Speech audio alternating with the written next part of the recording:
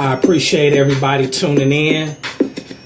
I got an interesting topic for you all.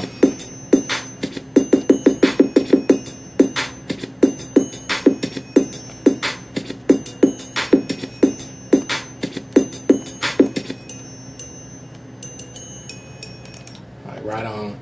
Hey champions, welcome to tonight's edition of the Motivation to Elevation Facebook Live podcast. It's yours truly, Arian Tyson. I am sitting in my office here in St. Louis, and it has been a very hot day, figuratively and literally. It has been a hot day, and it is a heat wave going on here in the STL. I believe that we are under a heat advisory from today to, I believe, Saturday, but I'll be able to deal with it until Friday. So hope that your Tuesday has been a peaceful one, that has been productive.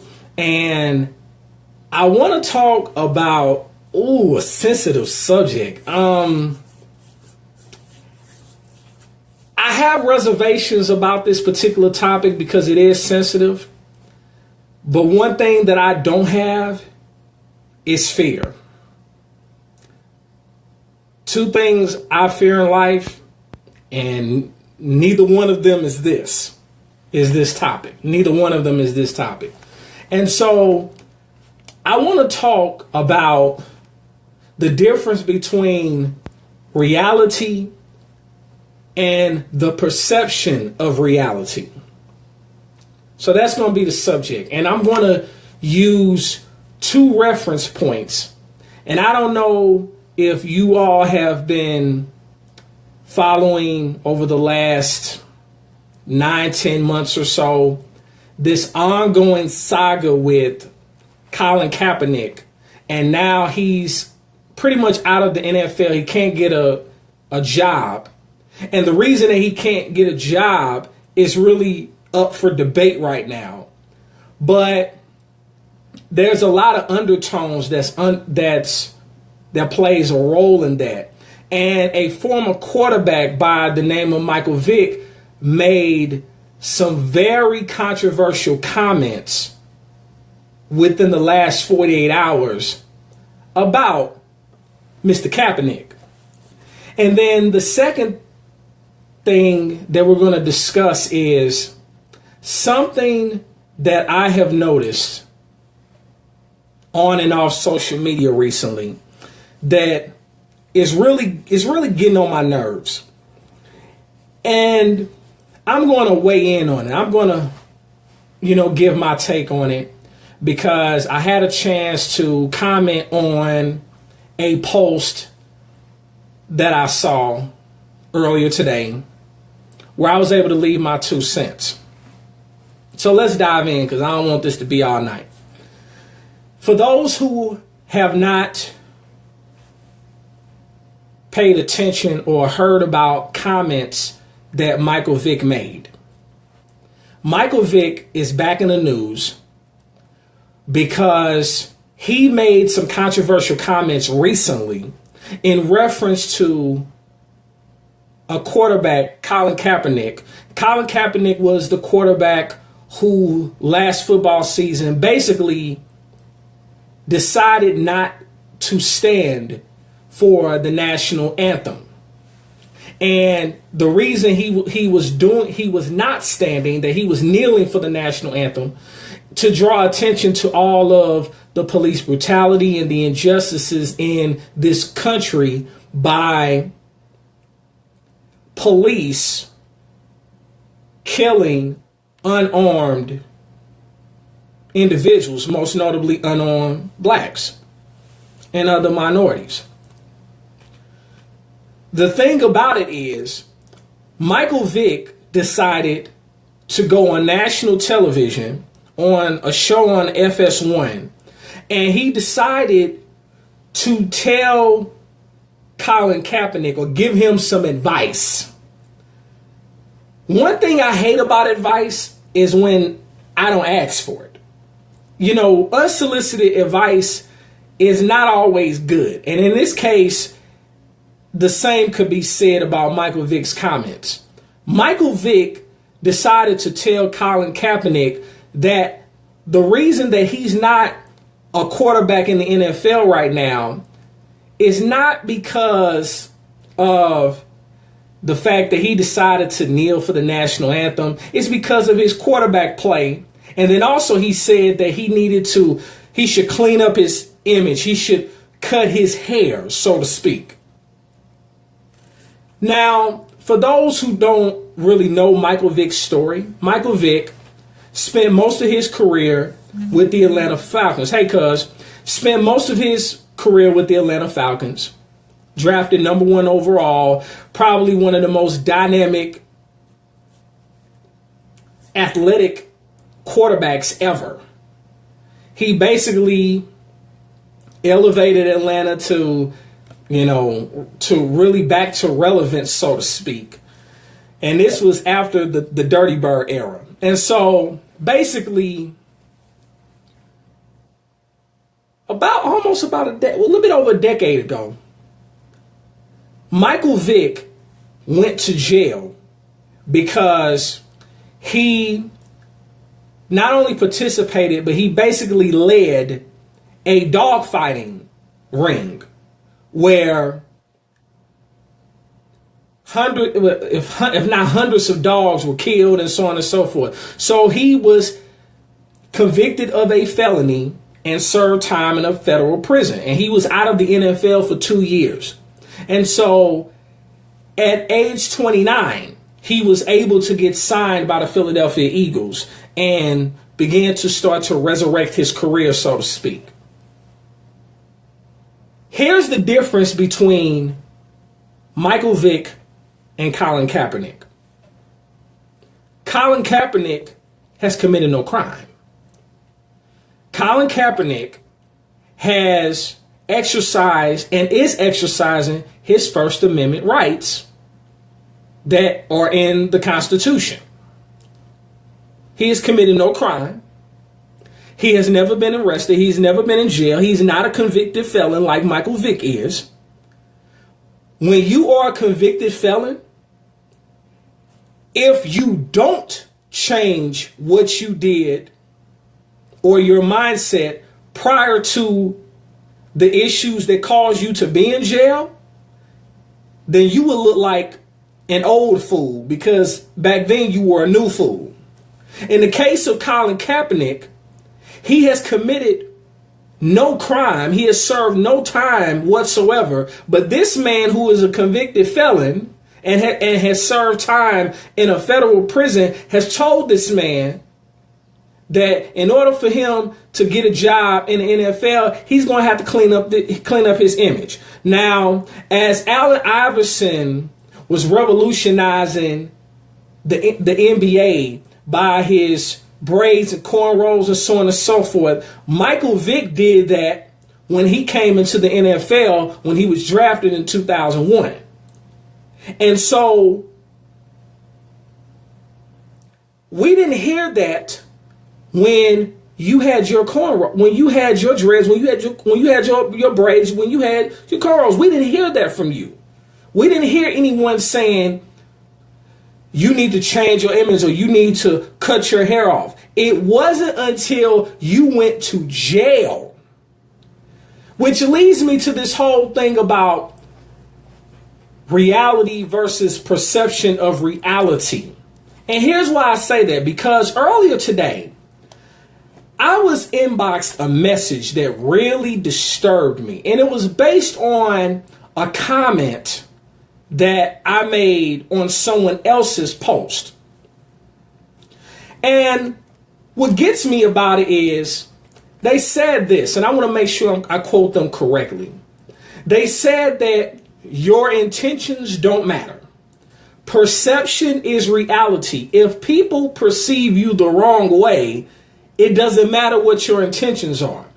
So my question to you is, does that make a person wrong just because they're perceived to be wrong? That's my question. Now, just because a person is perceived wrong does not mean that that's their reality. it does not mean that it is reality. And if looks could kill, when I read that message, if looks could kill, if you could have saw the expression on my face when I saw that message, I said to myself, they have lost their mind. Perception, and it sounds cliche and people say it all the time, don't make it right.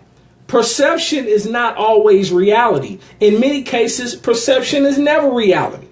In many cases, not all, but in many cases, perception is not reality. And the thing about it is, you have people that are willing to jeopardize something that they have good because you're worrying about what other people think.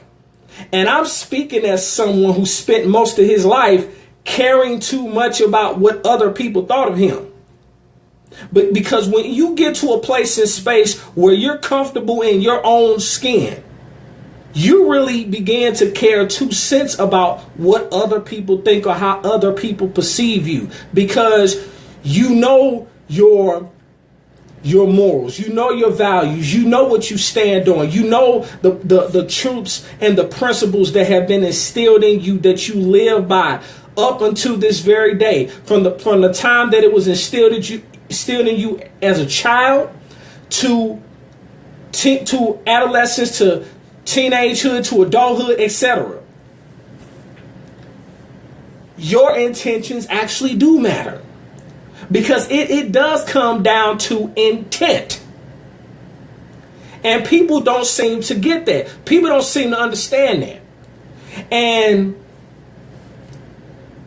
the thing is, if you lean on solely perception instead of using common sense and using your own eyeballs and using discernment, then you will find yourself looking very idiotic, very stupid, very asinine and ridiculous. Which leads me to the other part. So yes, Michael Vick made himself look very stupid over the last 48 hours. Because the same person who went to jail for killing dogs is trying to tell somebody that you need to cut your hair and, kind of clean up your image in order for you to get a job in the NFL. But the problem is, this man has committed no crime, but you did. So it's not apples to apples. And anyone that tries to compare the situation with Michael Vick to the situation that Colin Kaepernick finds himself in needs to be drug tested. Anyway, when it comes to the second part, I've noticed a lot of stuff lately pertaining to gender roles, relationships, etc., where I really believe people have just lost their mind. I'm just going to be honest with you. And I can understand why there is a lack of trust, why there is probably more hurt going on than ever before. And this is why I know more now than ever that my gift to speak life into people is needed more now than ever before. And here's why. There are so many hurting people, especially when it comes to relationships. And I'm going to share with you something that I shared on a friend's post today. And I'm going to basically break down what I meant. The post said that they were following a post where a woman stated that she's willing to help a man grow to his highest potential together with her. Something to that effect. Now, women are saying, why do that when you can find somebody already with wealth? Because once he gets the wealth, and so obviously they're talking from the female perspective in reference to a man. Once he gets the wealth, the man will only leave you for somebody else. And so she wanted to know, she asked the men, is this true? Alpha males in particular. And if you are and she gave the example of, if you're in a marriage where your spouse stood by you and helped you grow your business, would you leave her once you've reached your goals? Because you do hear stories of this happening quite often. And so she asks, what would you do, or what have you done? So, being that Kevin Hart's name came up, and I don't know Kevin Hart's situation like that, so I'm not going to dive into that man's business. That's that man's business. But I do know of some instances where someone has been involved with someone when you had nothing, and you fall in love, get married, you grow something, you become successful, and then the other person bounces. And then they pick up someone else. Seen many instances of that. But does that mean that every man thinks like that? No, it does not. And the thing about it is, I've seen other comments, other posts recently that speak to what the person was addressing, where you literally, we're literally in a situation where there are a lot of people, females in particular, who believe that it is ridiculous for a woman to help a man. And I think that is utterly ridiculous. That's like me saying that it is wrong for a man to not provide for his woman. I'm just not going to say it because I know that that's common sense. Men are the providers. That's one of the traditional roles of the man. That's something that I saw my father do. God rest his soul. That's something that I saw my grandfathers do. God rest their soul. You know, my grandfathers worked in the steel mill. My father was a security officer. And they provided for their home and for their children. That's just one of the things, one of the aspects of being a man. But here's where it gets dicey. And this is where it really started to rake my nerves. You have a lot of people that go around saying that they're a king or a queen or whatever. And they made this notion, or they came up with this notion that when is the last time you knew a king who wasn't taking care of his castle and everyone in it? When is the last time you knew a queen to stay in the extended stay, quote unquote, while she helped build her castle? Close quote. One thing that I know pertaining to a marriage, the woman is supposed to be a helpmeet. The key word in that phrase is help. And the fact of the matter is, it is a difference between being helpful and being an enabler. Becoming an enabler is something that occurs over time, where it is a history there of that person being taken advantage of or having their kindness taken for weakness, to the point where they become an enabler. That is entirely different than helping someone, helping that man if he doesn't know something. So the problem that I had with the statement was that essentially you're saying that if a person does not have their quote unquote kingdom established, despite the fact that they may be working towards building that kingdom, and they just have not reached the pinnacle yet, but they are heading in that direction, you mean to tell me that they're not a king? You mean to tell me that you're just going to bypass them because you're not willing to help them build it along the way? Here's the problem I have with it. Because if that man has already established something, already established his kingdom, and he brings you in, but it don't work out, and let's say, for the sake of argument, you all get married, legally, you could take half. My question is, is that right? Is that right for you to take half of something that you did not help build?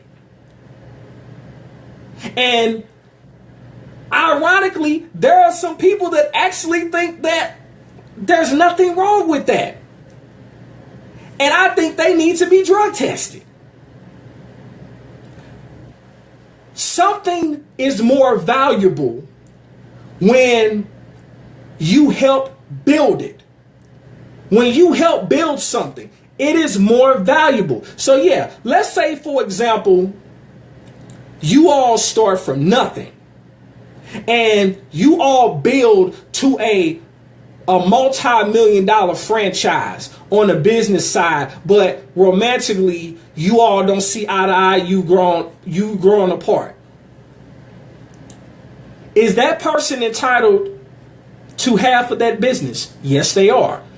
And the reason why is because they helped build it. Same thing in a relationship. Why is it crazy? It is asinine to me that people can sit up and walk around and feel like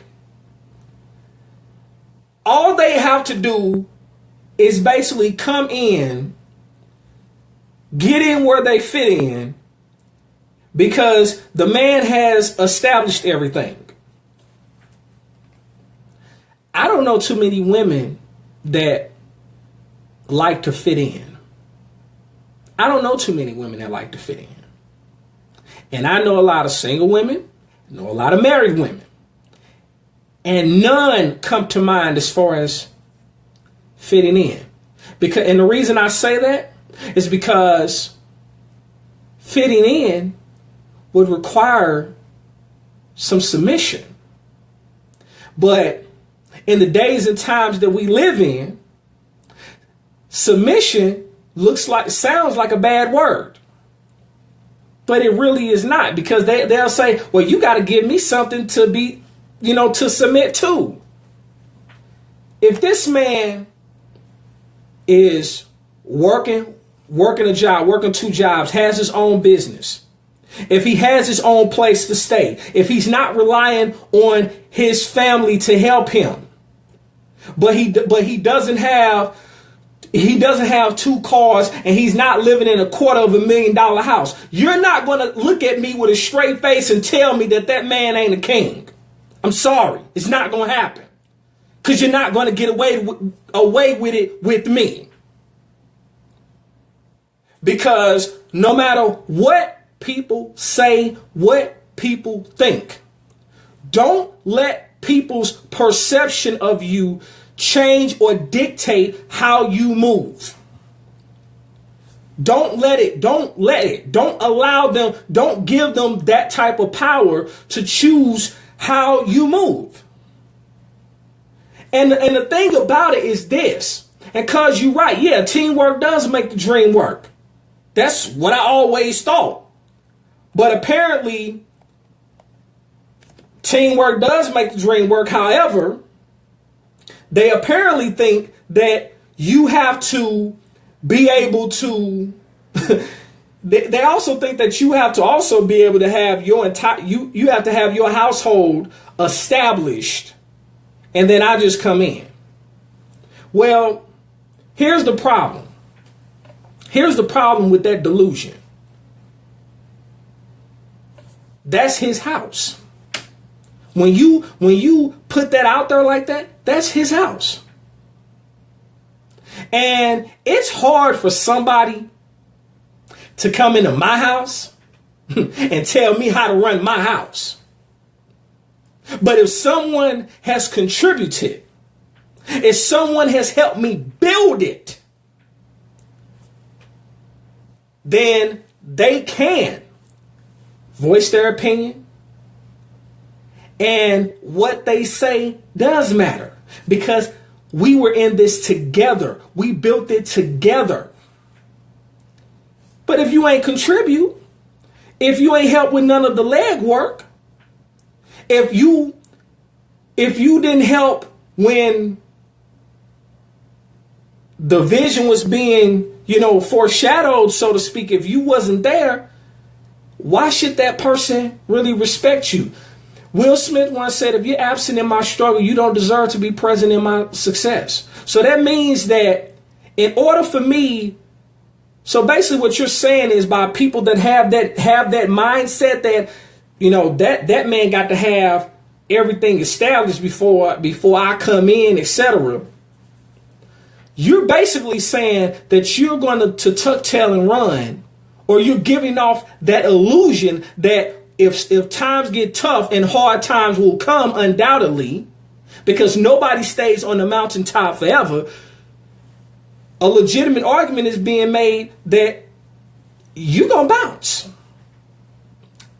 That's not a good look. It's not a good look. Because the term ride or die, that's where that stems from. Ride with me in the good times. Ride with me in the character building times. Ride with me in the not so good times. Now, of course, if that person is beating on you, if that person is, has put their hands on you, threatening your life, so on and so forth, that's one thing. Yeah, you got to get up out of that situation. But if that person has fallen off because of things that ultimately may be beyond their control, or have hit a rough patch in their life, this is when you really find out who's for you and who's against you, and that's including your mate. Because many times we find ourselves marrying people who are only supposed to be in our lives for a reason, and maybe even a season. And the fact of the matter is this: when you marry somebody, running at the first sign of trouble it gives the impression that you had no intention on staying in the first place. That's the problem. When you run at the first sign of trouble, when stuff comes up, because stuff will undoubtedly come up. Ask any person who has been in a long-term relationship. Ask any person who is married. Stuff will undoubtedly come up. My grandparents was married 50 years each. My parents was married almost 35 years. And I know for a fact stuff came up. Stuff is going to undoubtedly come up. I don't care how in sync you all are. I don't care how lovey-dovey you are, and that's bae and all that other stuff. I don't care about that.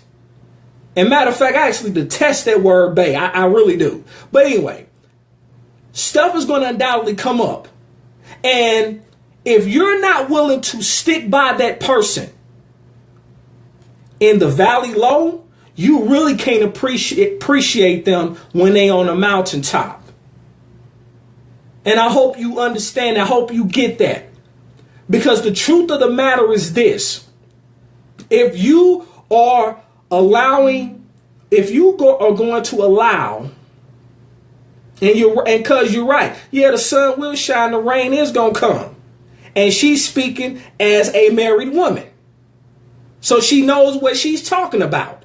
But I'm quite certain that her and her husband have had their own little storms or whatever. However, you don't get to double-digit years in marriage without going through some stuff. But you got to have staying power, and you have to remember why you stood before the Most High in the first place. You have to remember what you said and what you agreed to in that moment. And I'm not just talking about the wedding day, because the wedding day is just a day. But in the weeks and months leading up to that, and then even after that, because I've seen too many instances where people tuck tail and run when stuff gets hard. And if it was easy, everybody would do it. But people know marriage is hard. That's why a lot of people don't get married. And because you have a lot of people walking around saying that, well, if he don't have his stuff, if he don't have everything established, then, he don't have no business being in a relationship and all this other stuff. That's why a lot of people are single right now. Not only are they single, they're not even happy. And that's a dangerous place to be in when you're unhappily single. That's a dangerous place to be in.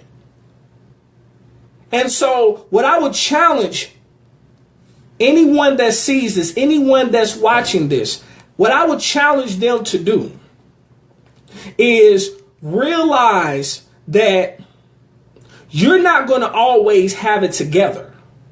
You have not always have it together. And in most cases, you don't have it together right now. Ask yourself, are you still worth being with? Are you still someone who knows their worth, knows their value, knows what you bring to the table? Or are you still someone who, despite the shortcomings, because we all have shortcomings, we all have issues, we all have been hurt, so on and so forth.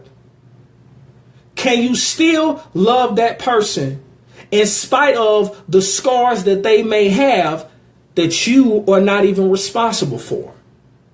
Can you still love them? Can you still love them enough to love them past their pain? And be there for them. Because one thing about fellas, one thing about men is this.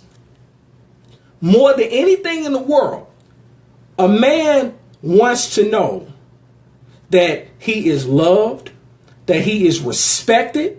And not only that, more than anything else, he wants to know that that woman has his back. Is he going to make mistakes? Absolutely. I don't know a perfect man. And on the flip side, a woman wants to know that she is loved, that she is valued, that she is appreciated, and that she is not there to tear that person down. She is there to help unlock what is in him. Because there are times where a woman can see something in a man that that man cannot see.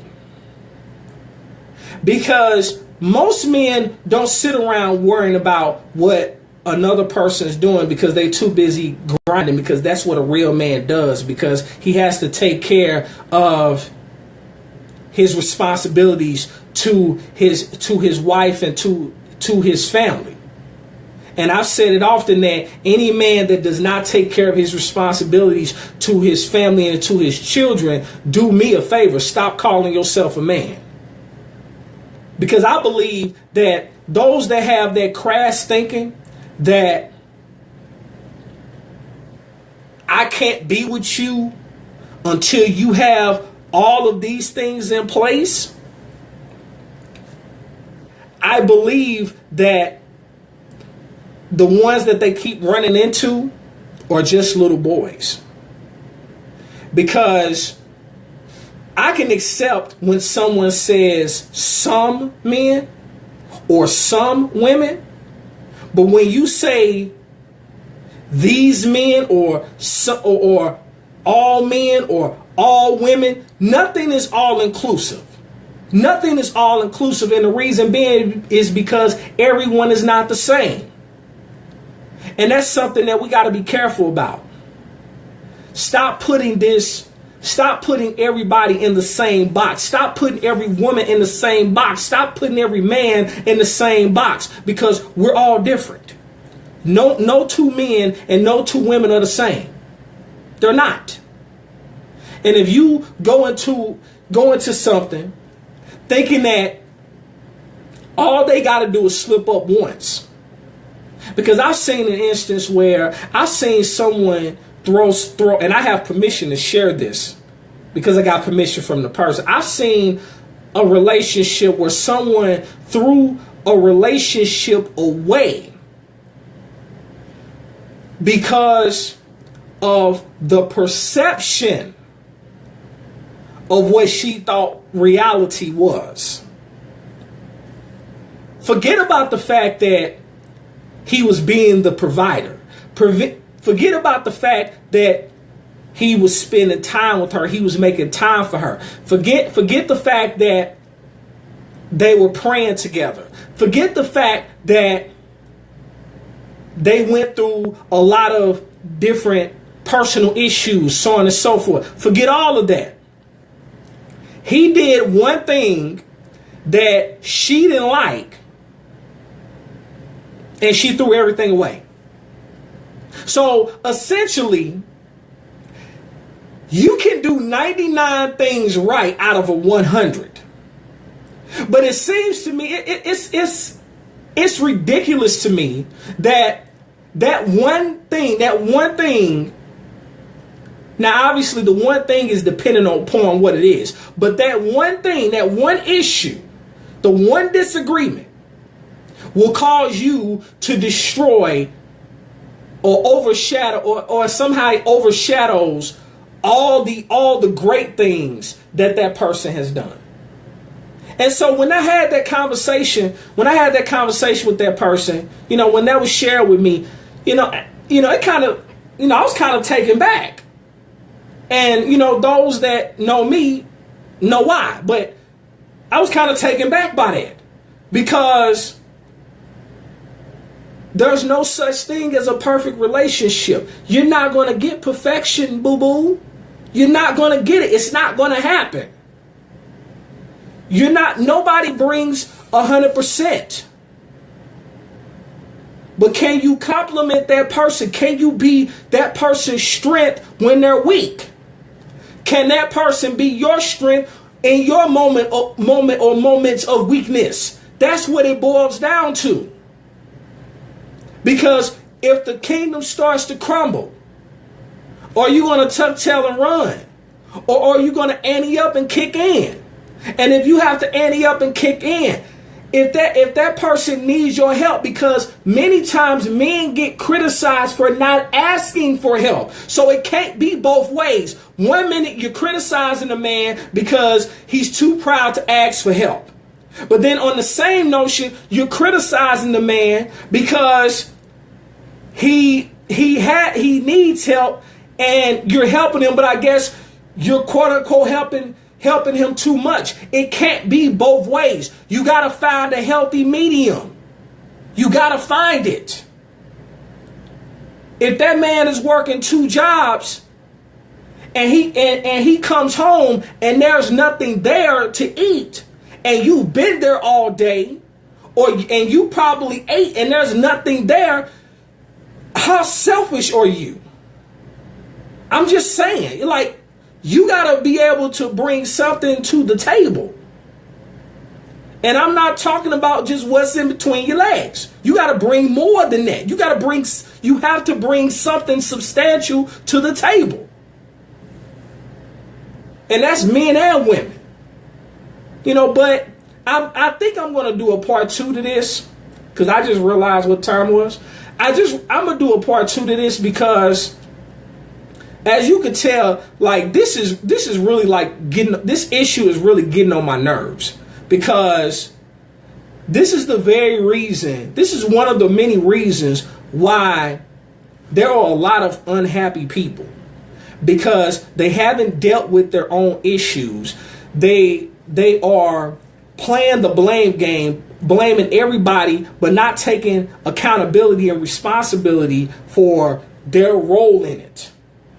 Because in order for you to attract better mates, possible mates, you have to be committed to being and becoming a better mate. You have to learn from the situations that you've been in. You have to learn the lessons behind it, because there's a lesson in everything that we go through, no matter how hurtful it is.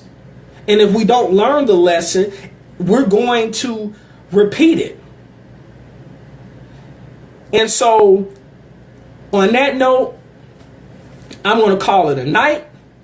Thanks so much to everybody that tuned in. I'm going to be back with part 2 next Tuesday, 9:30 p.m. Eastern Standard Time, 8:30 p.m. Central Standard Time, on another edition of the Motivation to Elevation Facebook Live podcast. Is yours truly, Arian Tyson. Remember, in life you have two choices. You can make moves or you can make excuses, but you most certainly cannot do both. Talk to you soon. Peace.